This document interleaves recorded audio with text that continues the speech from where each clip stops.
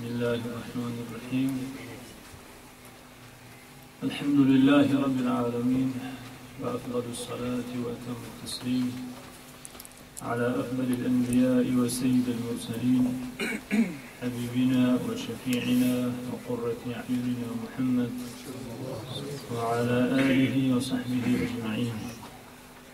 اللهم صل وسلم وزد وبارك عليه وعلى آله وصحبه وعلى كل من اهتدى بهديه ودعا بدعوته واقتفى أثره واتبع منهجه وسنته إلى يوم الدين. اللهم اعف عنا واغفر لنا، اللهم استر عيوبنا واغفر ذنوبنا. رب اشرح لي صدري ويسر لي أمري واحلل عقدة من لساني يفقه قولي، وبعد. السلام عليكم ورحمة الله وبركاته. دوستان عزیز، برادران گرامی، قبل از آغاز هر گفتنی از پروردگار در این لحظات مبارک مسئله داریم تا طاعت و عبادت ما را خالصانه به درگاهش قبول سازد. قدم هایی که به سوی خانه‌اش برداشتید در صحیفات اعمال نیکی ما ثبت و کتابت شده باشد و سخن‌هایی که شنیده می شود سببی تقویت ایمانی گوینده و شنونده ها و سبب سربلندی ما در دنیا و آخرت باشد. آمین.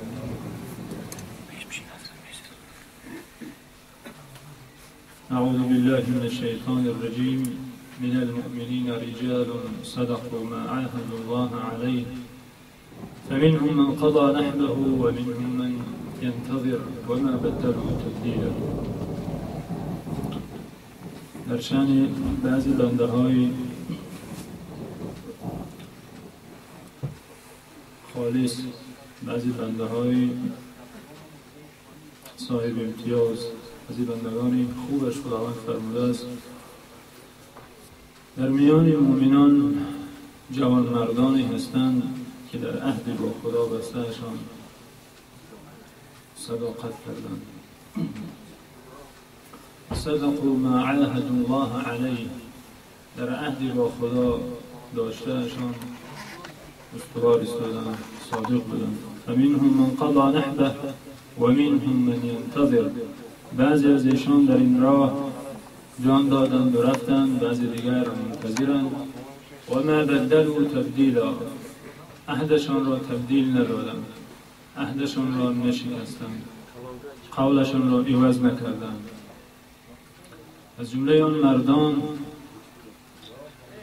صحابی جلیل استاد فن فداکاری و ایمانداری مصعب بن عمیر بود که درس گذشته جانب از حیات و سرگذشتی صحابی راشد و بزرگ را دیده بودیم که امروز انشاءالله ادامه خواهیم داد به کمک پروردگار.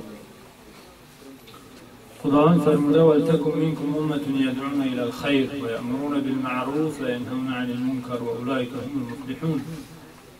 ای امت اسلام، در میان شما باید گروه باشند، باید نفرانی باشند حتمی و ضروری که امر بر معروف کنند، نهی از منکر کنند، مردم را به سوی خیر بخوانند. و اولئک هم المفلحون، و ایشانند رستگاران. وظیفه حتمی و ضروری امت است که در بینش داعی های داشته باشد، معلمان راه خیر، استادان راه هدایت باید در میان امت وجود داشته باشد. این وظیفه همه امت است. کی را اختیار میکند، چگونه اختیار میکند، چند نفر آماده میکند، کار اوست، باید باشد. یعنی از شخصانی که این وظیفه را به عهده گرفتند، این مسئولیت به دوش گرفتند و در این راه خدمت کردند، مثل صحابی جلیل حضرت مصعب بودند. مصعب پسر عمیر از قبیله عبدالدار، مصعب بن عمیری داری، از صحابگان مهاجر و سابقین اسلام که در دوران مکه ایمان آورده بودند، چگونه که دیده بودیم در هفته گذشته. علیرغم شرک مادرشان، علیرغم وقار و دهشت و هیبت مادرشان که خیلی مادری سرسخت داشتند، ثروت و مال داشتند، قصر و تجارت داشتند و خیلی زنی با نفوذ در مکه بودند که از خیلی مردها قویتر و زورتر بودند. با وجود این همه مصعب بن عمیر توانست راه حق را که خیلی ناخوش برای مادرش بود اختیار کرد و از آن نعمت و خوبی و از آن راحتی که در بری مادرش بود، اون مهربانی که از مادرش میدید، از خوردنی و پوشیدنی و هر نوع راحت، از همه این راحت دنیا دست کشید و زندگی پر از مشقت، زندگی گرسنگی با تشنگی در سردی، این زندگی را اختیار کرد چون که در این راه رضای خدا و خوشنودی خدا و رسول بود. پیامبر صلی الله علیه و سلم نیز در شأنشان اون روز که آمدند با اصحاب نشسته بودند، رسول خدا صلی الله علیه و سلم مصعب بن عمیر در چشمشان ظاهر شد که خیلی حالت ظاهری، خیلی حالتی وزنین داشتند، از لباس و از حالتی یعنی جسمن، از گرسنگی و تشنگی. پیامبر صلی الله علیه و سلم گفتند من این جوان را روزی دیده بودم بهترین لباس می‌پوشید، بهترین طعام می‌خورد، بهترین صورتی زیبای ظاهری داشت، اما امروز می‌بینم که به خاطر خدا و رسول او از همه این چیزها دست کشیده است و خدا و رسول را از همه بیشتر دوست می‌دارد. دوستداری خدا و رسول در مصعب بن عمیر نمونه هر جوانی که محبت خدا و رسول را بالاتر از هر چیز دیگر می‌داند و خدمت راه دین و دعوت را برای خود هدف می‌سازد و پیرو از مصعب بن عمیر می‌شود. خب رسیده بودیم به آنجا که از مدینه منوره نزد پیامبر صلی الله علیه و سلم گروه آمده بودند در بیعت عقبه اول. دو بیعت داریم، عهد بندی داریم، یعنی از در موسم حج اصحاب مدینه در سال اول پیامبر صلی الله علیه و سلم با ایشان واخوری کردند، چند نفری گفتند خوب تعلیمات پسندیده، به چیزی خوبی میخوانی، خب ما میرویم و اندیشه میکنیم با خود در مدینه به یک خلاصه میرسیم. سال آینده آمدن 12 نفر از سروران و بزرگان مدینه، 12 نفر اسلام آوردند، اعلان شهادت کردند و پیامبر صلی الله علیه و سلم تصدیق نبوت کردند و رسالتش را پذیرفتند و عهد و پیمان کردند و پیرو شدند. یعنی و این نام دارد تاریخاً بیعت عقبه اول. بیعت عقبه اول یعنی عهدنامه‌ای که در عقبه نام اون مکان است، در عقبه رخ داده بود، صورت گرفته بود. این 12 نفر از پیامبر صلی الله علیه و سلم خواهش کردند تا برایشان یکی از اصحاب را اختیار کنند به حیث سفیر، به حیث معلم، به حیث نماینده، به حیث سخنگو از تعلیمات پیامبر صلی الله علیه و سلم با ایشان فرستاد. در آن زمان از مصعب بن عمیر دیگر سابق‌تران به سوی اسلام بودند. در آن زمان اصحاب دانشمندتر از مصعب بن عمیر بودند، البته که سبقت شد دانش بیشتر می شود، در درس‌های زیادتری نشسته بودند، علم بیشتری داشتند، یا به پیامبر صلی الله علیه و سلم نزدیکتر و از نگاه قرابت قریبتر بودند.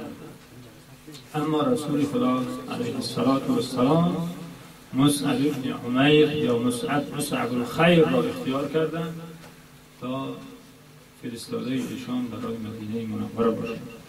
مدینه ای که وطن اسلام می شود، مدینه ای که شهر پیامبر صلی الله علیه و سلم می شود، مدینه ای که دارالهجرت نام می گیرد، مرکز علم، مرکز هدایت می شود که از اونجا معلمان و استادان راه هدایت از سراسر عالم سفر می کنند.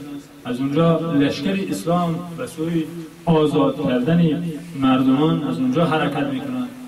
یعنی یک شهری خیلی مهم و وطنی اصلی برای منتشر شدن اسلام می شود. خیلی جایی از نگاه جغرافی و از نگاه نقشه استراتژی یک جایی به نهایت مهم برای آینده اسلام، برای آینده دعوت. نفر در کار که خیلی مهارت ها داشته باشد، خیلی توانا باشد که این شهر را بسازد. حالا ساخته نیست، حالا این چیزها امید است، آرزوست، حالا تحقق نپذیرفته است. باید مدینه را چنان کند که همین خیلی شهر باشد. باید تواند. اگر بتواند، خیلی دشواری ها در انتظار دعوت، در انتظار پیامبر صلی الله علیه و است. چون که مکه زادگاه ایشان، اهل مکه با اون محاربه دارند، جنگ دارند، دشمنی دارند. به طائف رفتن که شاید طائف قبول کنند شهر دیگری از شهرهای اطراف مکه. طائف به ضرب و شتم و بدشنام و بدگویی پیامبر صلی الله علیه و راندن. جای دیگر نیست. یعنی تنها امید در مدینه است. باید مصعب بن عمیر تصور کنیم یعنی چقدر مسئولیت وزنین است. باید این شهر را برای آمدن پیامبر صلی الله علیه و سلم و برای پذیرفتن اسلام و برای یک شهری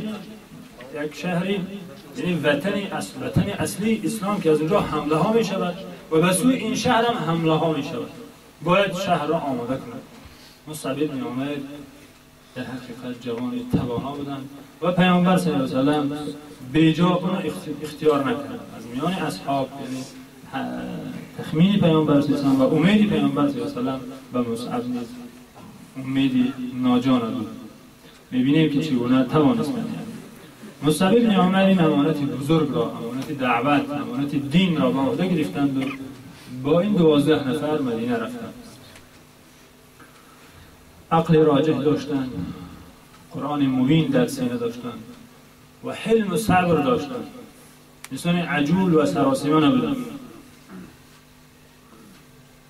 پیامبر صلی الله علیه و سلم می‌دانست که اگر عمر ابن الخطاب فرستاده شود نتیجه به دست نمی آید، چون که در راه دعوت انسان صبور و حلیم در کار، خصوص در مرحله های اول باید نفری باشد که به هر چیزی که میشنود تحمل داشته باشد، مثل پیامبر صلی الله علیه و سلم که در مکه تحمل میکردند.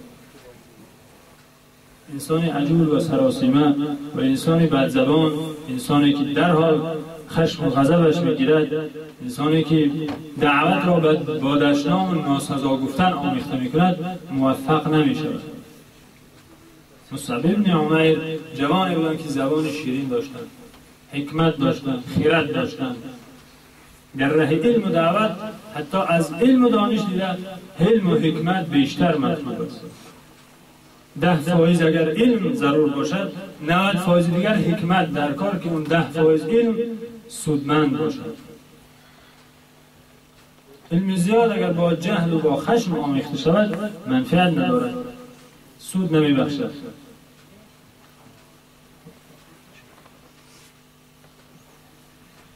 مصعب بن عمیر زمانی که مدینه منوره آمدن با این 12 نفر، عددی مسلمانان همین بودند. یعنی عددی مسلمانان همون کسانی که در بیعت عقبه ایمان آورده بودند همونها بودند.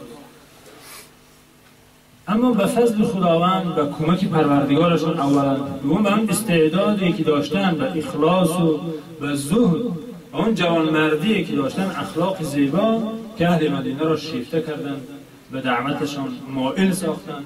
سال آینده در موسم حج نمایندگان از خانه‌های مسلمان مدینه به زیارت پیامبر صلی الله علیه و سلم آمدند که 72 نفر بودند.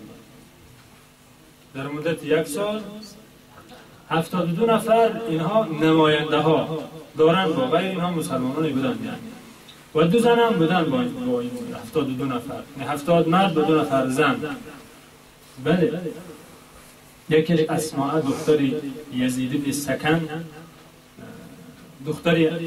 دختر عمک معاذ بن جبل، اسماء دختر یزید، دوم نصیبه دختر کعب مازنی، دو زنی که در بیعت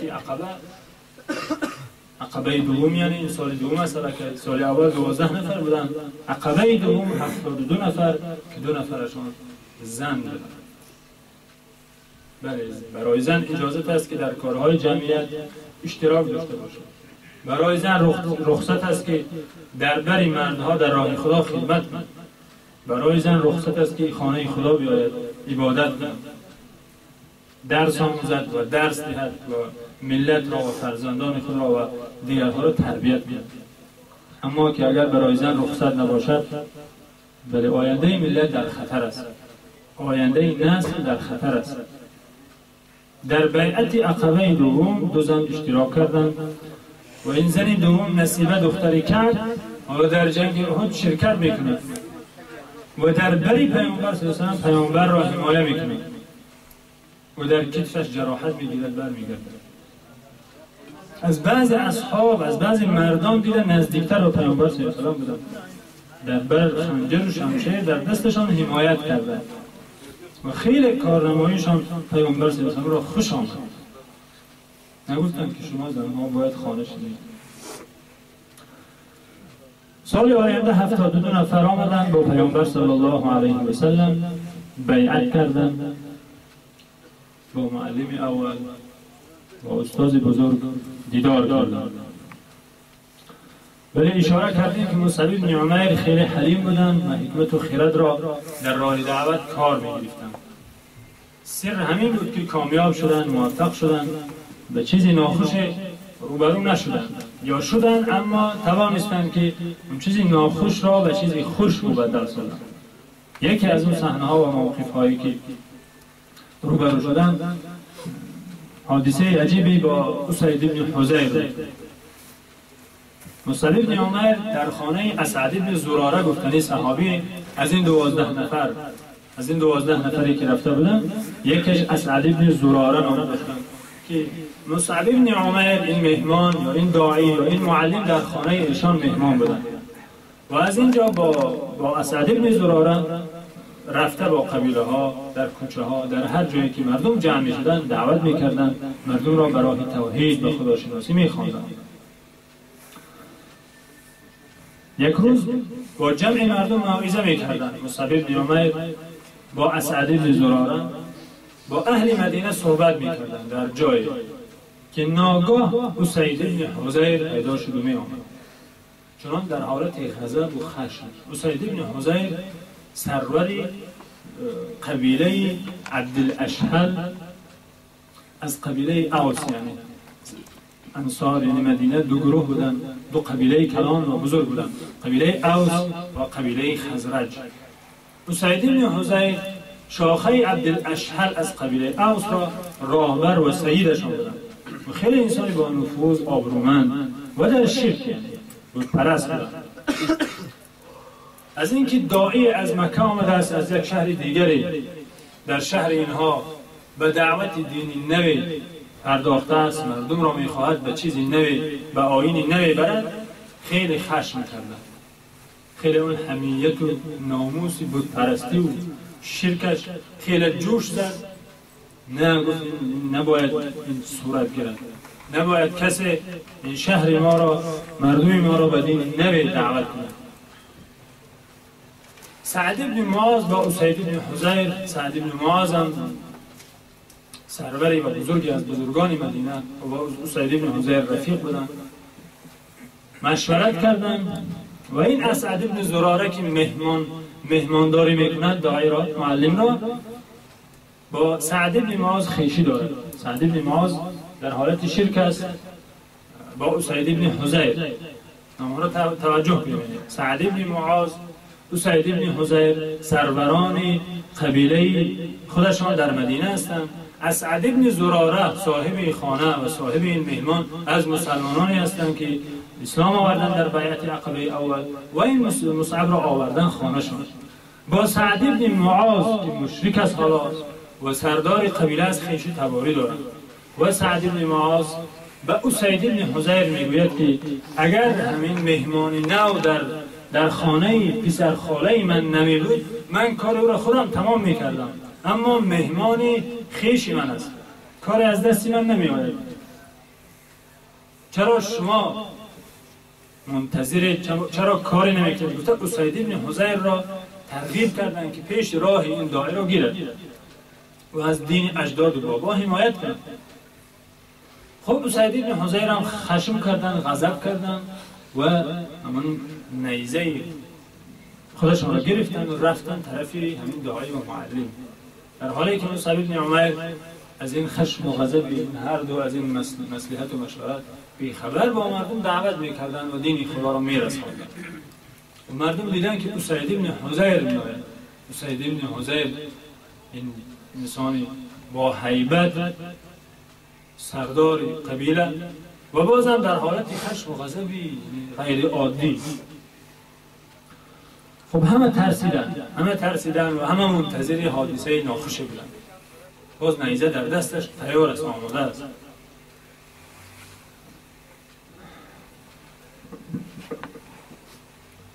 آمد نزدیکتر، طرف مصعب بن عمیر، طرف این داعی، طرف این معلم مبارک خطاب کردند، گفتند ما جاء بكم الى حينا تصفهان ضعفاءنا اعتزلانا اذا كنتما لا تريدان الخروج من الحياه. در روایت ابن اسحاق ان كان لكما بانفسكما حاجه فاترك ديارنا او كما قال. گفتند به اسید بن حضیر، به صاحب خانه و صاحب مهمان و با خود مهمان خطاب کردند شما از کجا آمدید؟ مردم ما را به عقلشان بازی میکنید، مردم را به چیزی نو میخوانید، ضعیفان ما را استفاده میکنید، مردمی که سواد ندارن، دانش ندارن، ما را میفریبید. اگر به جانتان نیاز داشته باشید برگردید، از جایی که آمدید اونجا روید. اگر جان در شما در کار باشد، یعنی به تعبیر اگر زندگی میخواهید از این کار دست کشید و روید از کجایی که آمدید. تهدیدی آشکار برای قتل و برای نابودی، یعنی اگر جان لازم باشد بس کن. گفتن داعی را تهدید کردن. اما مصعب بن عمیر در یک آرامی، در یک اطمینان، در یک سکونت، یعنی گفتن نه ترسیدن نه هراس داشتن، آرام و آهسته به نرمی و لطف گفتن اولا تجلس فتستمع فإن رضيت امرنا قبلته وإن كرهته كففنا عنك ما تكره. چی می شود که یک لحظه شنید و آنچه که ما بیان داریم، آن درسی که داریم گوش اندازید. خب اگر پسند باشد قبول میکنید، اگر ناپسند باشد ما از شهر شما برآمده میرویم. در حقیقت پیشنهادی جوانمردانه و با عدل و با انصاف. اسید بن حضیر گرچه غضب هم کرده باشد جوانمرد است، بله سردار قبیله است و البته که از خرد و علم و از حکمت برخوردار است که سرور تعیین کردن. بله دیدن که یک جوانمرد پیشنهادی خوب دارد، یعنی ببینیم چی میگه. اگر مقبول باشد و پسندیده خوب، اگر نباشد یعنی راضی هستند که ما را ترک کنند و به راهشان روند. چرا گوش نکنند؟ خب نشستند و گفتند در حقیقت پیشنهادی منصفانه کردیم. و حضرت مصعب بن عمیر بعد اعوذ بالله من الشیطان الرجیم و بسم الله الرحمن الرحیم آیات از کتاب مبین تلاوت کردند و دعوت پیامبر صلی الله علیه و آله را شرح تفسیر کردند که چی دینی است، چی پیامبری است، برای چی آمده است، چی هدف دارد. مثل که جعفر بن ابی طالب شرح داده بودند نزد نجاشی. ما ملتی بودیم که یکدیگر را ظلم میکردیم، ما ملتی بودیم که از ضعیفان و بیچارگان به زور میستانیدیم، حقشان را میگرفتیم. ملتی بودیم که یعنی دائم شمشیر ما از خون برادر میچکید. ملتی بودیم که به زن هیچ قدر قائل نبودیم، از فحشا و منکر یعنی همیشه دستمان تر بود. روزی شد که پیامبر خداوند برای ما فرستاد از بین ما که میدانیم که کیست، یعنی برای ما ناشناس نیست، برای ما یعنی مشکوک نیست کی باشد، آیا راست میگوید یا دروغ. صادق امین است. پیش از این را ما از طفولت میشناسیم، به فحشای دست نزد، سخنی ناسزای از زبانش نشنیدیم. صادق امین لقب دارد. امروز خداوندش را به حیث پیامبر و پیغام آور فرستاده است تا برای ما پیغام توحید، خبر رسالت را رساند. ما باورش کردیم، در مکه ایمان آوردیم، با این خداوند یگانه را پرستش و عبادت میکردیم و از ظلم و ستم که منع کردیم ظالمان و ستمگاران ما را دشمن دانستند، چون که در منع کردن ما از ظلم ضرری اونهاست. اونها که یک عمر به ظلم زندگی کردن، اونها که یک عمر از حق بیچاره ها قصر ساختن و راحت دارن، هنگامی که هر کس حقش را که گیرد اونها محروم میمانند. به همین خاطر دعوت این پیامبر را ناخوش دانستند و این پیامبر را با وجودی که میدانند راستگوست دشمن داشتند و کذاب و دجال گفتند و محاربه و دشمنی کردند.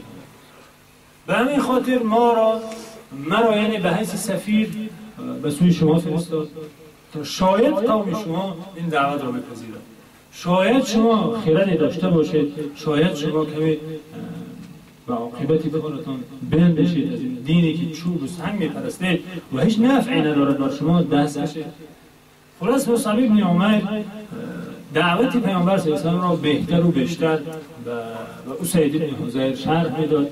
اسید بن حضیر گفتن ما احسن هذا القول و اصدقه، چه بسا زیباست این سخنی که میخوانی، چه بسا خوب است این سخنهایی که میگویی.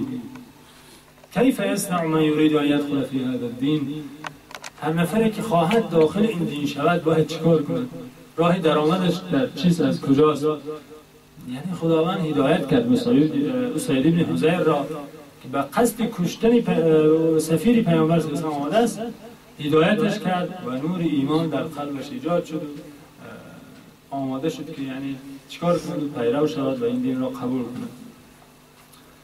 هنگامی گفت چگونه یک نفر میتواند به این دین داخل شود، همه اهل درس و مجلس به یک آواز تکبیر بلند گفتند الله اکبر. و اسلام اسید فتح است، نصر است. یعنی چگونه که اسلام عمر بن خطاب در مکه اهمیت دارد و خیر نصر و پیروزی است، اسلام اسید بن حضیر در مدینه همین چنین است.